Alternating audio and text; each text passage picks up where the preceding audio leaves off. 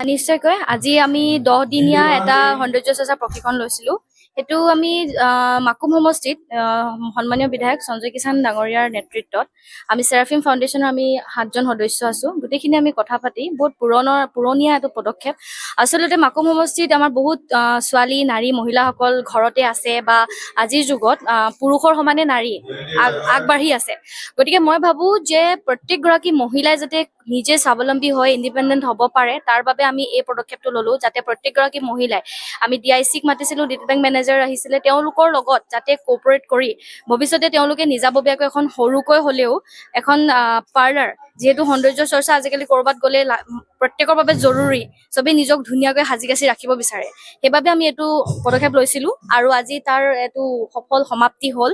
ইয়াতে আমাৰ 128 গৰাকী ছোৱালীয়ে প্ৰশিক্ষণ লৈছিল। আজি গোটেইখিনি এটেণ্ড কৰিব পৰা নাই যদিও 100 গৰাকী মহিলা নাৰী আহিছে ইয়াতে, আৰু এই যুৱতীসকলক লৈ আমি পিছলৈ আৰু এটা প্ৰগ্ৰেম আমি লৈছো।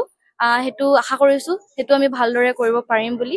আৰু লগতে আপোনালোক প্ৰত্যেককে আমাৰ এই গোটেই প্ৰগ্ৰেমটোত ইমান ধুনীয়াকৈ প্ৰথমৰ পৰা শেষৰলৈকে থাকিলে, আমাক সহায় সহযোগিতা আগবঢ়ালে, তাৰ বাবে ধন্যবাদ। বিধায়ক মহোদয়ৰ লগতে মোৰ চেৰাফিম ফাউণ্ডেশ্যনৰ প্ৰত্যেকজন সদস্যলৈ মই ধন্যবাদ জ্ঞাপন কৰিলো। আৰু লগতে অনাগত দিনত আপোনালোকে এনেকৈ সহায় সহযোগিতা আগবঢ়াব বুলি